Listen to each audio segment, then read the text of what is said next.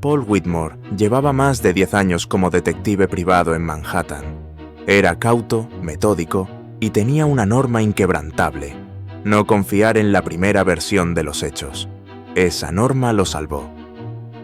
Una mañana de abril, a las 9 en punto, una mujer entró en su oficina. Era rubia, elegante, de unos 35 años. Vestía un abrigo gris claro, llevaba guantes de piel y un bolso de mano que no soltaba ni al sentarse. «Mi nombre es Laura Kendall», dijo. «Mi marido ha desaparecido». Paul le pidió más información. Ella colocó una fotografía sobre la mesa. En la imagen, un hombre de unos 40 años, bien vestido, con expresión seria. «Se llama Daniel Kendall», explicó ella. «Llevamos casados 5 años. El lunes pasado no volvió a casa. No contestó llamadas. Su jefe dice que pidió una semana de vacaciones, pero no me avisó. Y eso no es normal». «¿Ha hablado con la policía?» «Sí, me dijeron que lo más probable es que se haya marchado por voluntad propia. Pero no lo creo. Daniel no haría eso, no sin decírmelo». Paul aceptó el caso. La historia tenía sentido. La mujer hablaba con calma, y había una discreta desesperación en su mirada que no parecía fingida. Al día siguiente, Paul localizó un vehículo alquilado a nombre de Daniel Kendall en una agencia de Brooklyn. También encontró un recibo de hotel a nombre de un tal David Kane, con la misma dirección. Todo apuntaba a que Daniel estaba usando una identidad falsa. Paul fue al hotel. El recepcionista confirmó que el señor Kane estaba alojado en la habitación 305, pero que se marchó 2 días antes, sin dejar número de contacto. La habitación estaba ya en proceso de limpieza, pero Paul consiguió entrar.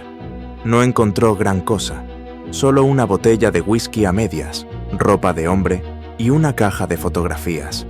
En ellas aparecía Daniel, con otra mujer, una mujer rubia, más joven que Laura, abrazándolo en distintas ciudades, en París, en Chicago, en Nueva Orleans. Paul volvió al día siguiente al registro civil. Buscó la licencia de matrimonio entre Daniel y Laura. No existía. Buscó el nombre Daniel Kendall. Apareció. Casado legalmente con una mujer llamada Margaret Kendall, residente en Nueva Jersey. Paul pidió una entrevista con Margaret. Ella accedió a recibirlo en su casa. Era una mujer sencilla, amable. Al verla, Paul comprendió al instante. Ella no tenía idea de que su marido llevaba una doble vida. «Daniel está de viaje por trabajo», dijo ella. «Me llamó hace 2 días. Dijo que volvería el fin de semana. ¿Ha pasado algo?» Paul no respondió. «¿Está usted seguro de que hablamos del mismo hombre?», preguntó Margaret. Paul asintió en silencio y se marchó. Esa noche no durmió bien. El jueves volvió a citar a Laura en su oficina. «Necesitamos hablar», le dijo.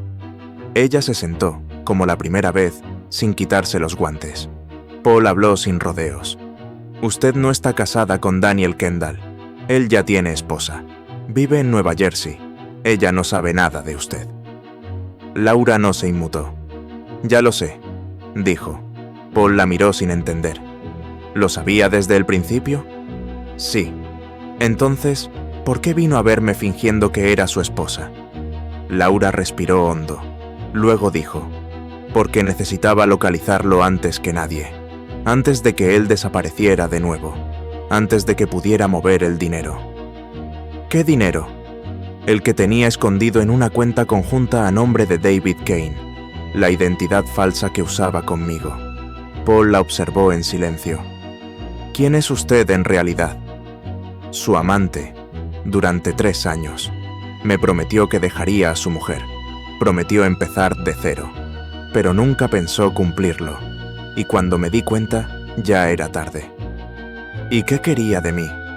«Que lo encontrara, que hiciera lo que yo no podía, seguirle el rastro, confirmar que me estaba mintiendo, y una vez que supiera dónde estaba, desaparecer». Paul se recostó en su silla. «¿Y lo hizo?» «Sí». «¿Y ahora?» «Ahora ya no necesito nada más». Se levantó. Le dio las gracias, pagó en efectivo y salió sin mirar atrás. 3 días después, apareció un cuerpo flotando en el río Hudson. Un hombre de unos 40 años, sin documentación, pero con una alianza grabada con las iniciales D y M. Paul reconoció la cara en la foto del periódico. Era Daniel. No hubo investigación. La esposa legal, Margaret, lo identificó. Dijo que debía haber sido un accidente. No mencionó a ninguna otra mujer. Paul recortó el artículo. Lo guardó en un sobre, junto a la foto que Laura le dejó. No volvió a saber de ella. Esa noche, cerrando su despacho, pensó en voz baja. No era su esposa. No buscaba justicia. Solo quería desaparecer con ventaja. Y yo solo fui la herramienta.